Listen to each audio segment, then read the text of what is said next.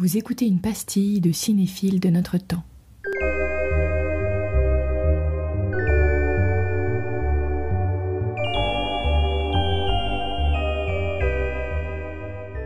J'ai choisi une scène de Kairo, de Kiyoshi Kurosawa, qui est un film que je pense avoir découvert à la télévision pour le coup, que j'ai vu en salle très tard, que j'ai pu programmer sur une copie 35 mm, et je pense que c'est là où je l'ai vu la première fois en salle, donc quasiment plus de 10 ans après l'avoir vu, et que pour le coup c'est un film que j'ai beaucoup vu, ça fait partie de mes films préférés.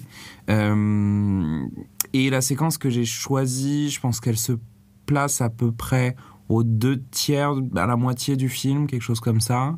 Un personnage, alors, donc faut que je donne un peu le contexte du film, j'imagine quand même. Voilà, donc c'est un film dans lequel, pour aller très vite, les fantômes reviennent de l'au-delà, puisque l'au-delà, a priori, on ne le savait pas, mais fonctionne un peu comme un cloud, et en gros il est saturé, et les fantômes reviennent sur Terre via une sorte de virus informatique. Donc ça se passe dans un Japon contemporain de la fin des années 90. Comme souvent chez Kiyoshi Kurosawa, on est dans un monde qui est déjà fortement en voie de déshumanisation. Ça se passe beaucoup dans des bureaux, des bibliothèques, des grands ensembles, des lieux publics. Et c'est déjà très froid. Et en plus, quand on rajoute les fantômes et que du coup, peu à peu, on vide l'espace des êtres humains, on est dans un truc... spectral. Ouais, voilà, purement spectral. Et il y a tout un rituel pour faire apparaître un fantôme. D'abord, il faut traîner sur une espèce de site internet, de trucs de webcam super bizarres. Alors en plus, à la fin des années 90, j'imagine que, vu que c'était déjà c'était une technologie encore un peu balbutiante, ça devait paraître vraiment extrêmement tordu comme film. Alors qu'aujourd'hui, en 30 secondes, on peut aller sur n'importe quel truc de cam...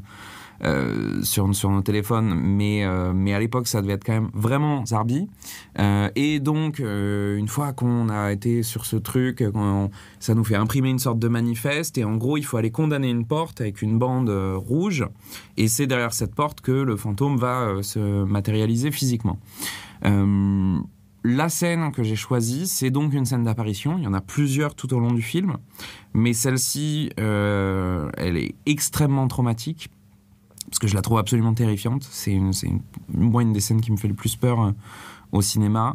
Et c'est ton film préféré. Et c'est mon film préféré. Et en même temps, c'est un film que j'adore, alors que il y a beaucoup de films d'horreur que j'aime, mais je les aime pas forcément parce qu'ils sont des films d'horreur. C'est un film que j'adore parce que je trouve que c'est un film qui utilise le genre pour dire des choses tellement fortes sur le monde, parce que je pense qu'au-delà d'un film d'horreur, c'est un immense film d'amour, et parce que j'ai appris avec ce film, et c'est des trucs qui sont confirmés plus tard dans la carrière de Kurosawa, notamment avec son film qui s'appelle Vers l'autre rive, qu'en fait les fantômes sont pas des monstres. Et déjà dans Kairo, les fantômes sont pas des monstres, ils tuent, mais ils sont juste le symptôme d'une société qui est elle-même le problème. Et donc ils font très peur dans Kairo, ils finissent par plus faire peur, notamment dans Vers l'autre rive. Mais c'est pas eux qui sont la force diabolique. Il n'y a pas de force diabolique en fait. C'est ça surtout qui est très fort dans le film. Mais n'empêche que cette scène est absolument terrifiante. Et donc, on a un personnage secondaire qui voit une porte encadrée de rouge.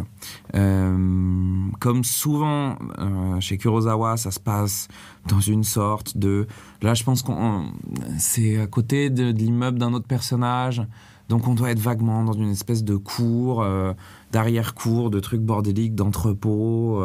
Mais là, je pense qu'on est plutôt dans des espèces de trucs qui feraient HLM, quoi. Enfin, toujours chez lui, mais particulièrement dans Kairo, on est toujours dans des grands ensembles, des décors un peu post-industriels.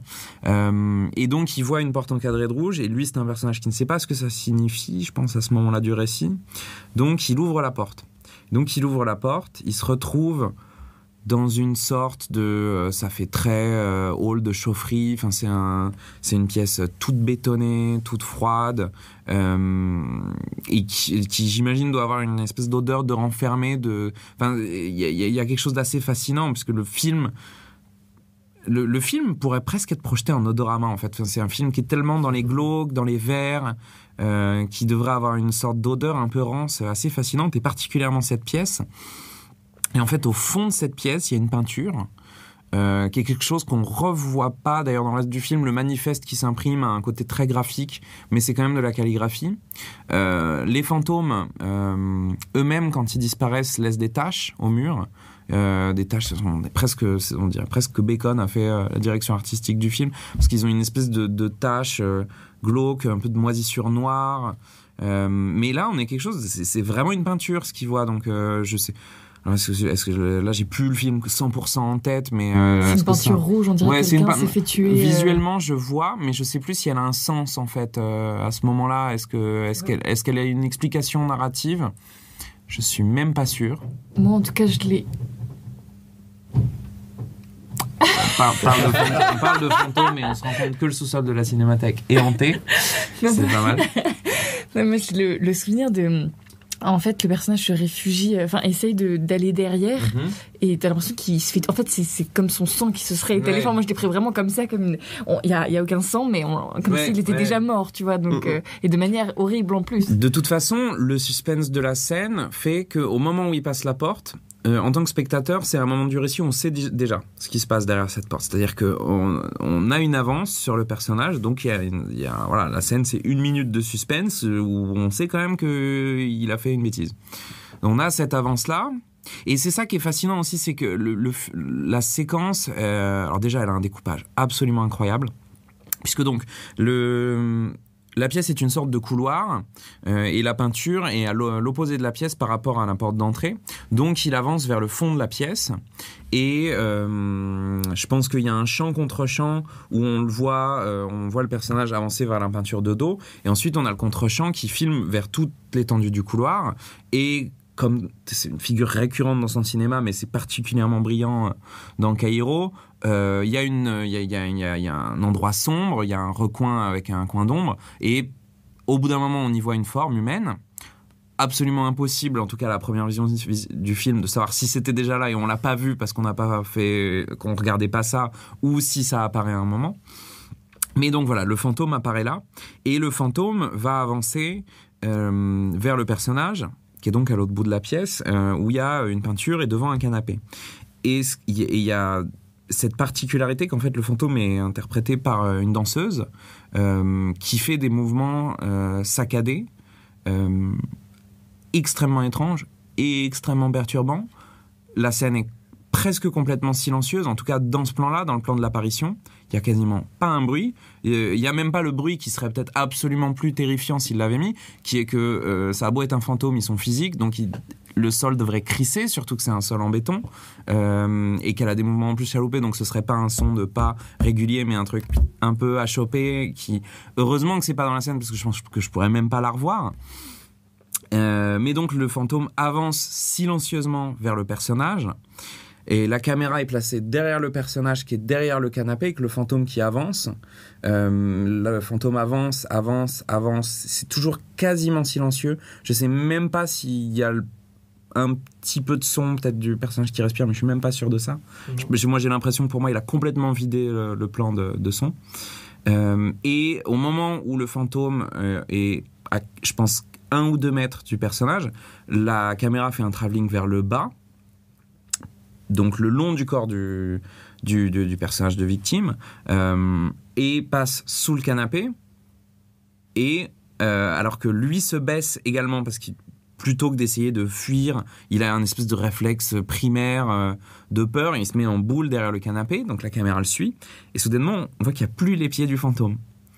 Et tout ça est dans le même plan, donc c'est déjà c'est une merveille de mise en scène. Ça te capture dans un point de vue qui est extrêmement malaisant, puisque tu es dans celui d'une victime qui fait un truc débile, comme souvent dans un film d'horreur, mais en même temps ça fait tellement peur, parce que c'est tellement pas habituel comme représentation de la peur. Ça ne fait pas de bruit, ça n'est pas particulièrement monstrueux ou difforme, c'est juste une femme qui a une sorte de robe noire extrêmement simple, unie, mais c'est tellement perturbant. Et il y a ce truc donc tu dis, bon, alors elle est où? Qu'est-ce qui se passe? Elle a disparu, enfin tout. Et puis, en fait, tu vois là, ça coupe, et tu vois quand même un gros plan du visage de l'acteur qui relève vers... Et tu sais qu'en fait, elle va arriver par-dessus le canapé. En fait, elle a juste... c'est une question de timing. Elle est juste passée par-dessus le canapé. Il n'y a rien d'extraordinaire. Et c'est même pas un jumpscare, c'est ça aussi qui est génial dans la manière dont il fait peur, Kurosawa, c'est qu'on n'est jamais dans les gimmicks habituels, ou quand on est dans un truc un peu habituel, il va toujours trouver une manière de détourner, de le faire autrement dans sa mise en scène. C'est-à-dire que en fait, on sait déjà qu'on va avoir l'apparition du visage du fantôme par-dessus l'horizon du canapé vu en contre-champ. Donc, plutôt que d'avoir un plan où ça fait boue, on a le plan du visage de la victime qui anticipe l'apparition. Et ça fait encore plus peur que juste un espèce de jumpscare avec un son tout pourri. Mais on a ce plan, et là, en plus, il y a de la musique qui commence. Je pense qu'elle commence de manière peut-être discrète un tout petit peu avant, une fois qu'on ne voit plus les pieds. Mais en tout cas, ensuite, on a le plan en contre-champ du visage du fantôme, et ensuite, on a aussi le champ où on a le fantôme de dos qui se baisse sur la victime. Et là, on a une espèce de musique de chorale extrêmement spectrale qui monte jusqu'à ce que, voilà, on coupe, on voit pas ce qui va arriver au type, mais on se doute que il est plus là. Mais je crois que la séquence est en plus extrêmement brève, ça doit faire 1 minute 10, quelque chose comme ça. Court, mais... C'est très très court. C'est beaucoup trop long en même temps. Mais voilà, moi la première fois que je l'ai vu, j'avais le souvenir d'un truc absolument interminable. C'est physique en plus, même en tant que spectateur. Ouais, c'est très physique. Ça m'a crispé la première fois. Et voilà, c'est un film que j'ai revu pas mal de fois. La scène, elle reste quand même très bizarre à regarder. Je l'ai trouvé j'arrive à apprécier sa beauté, mais il a fallu quand même un certain temps. Mais voilà, c'est d'un minimalisme et en même temps d'une puissance en termes de mise en scène juste sidérant. C'est la matière dont les cauchemars sont faits, cette scène, quoi. C'est hyper marquant, quoi.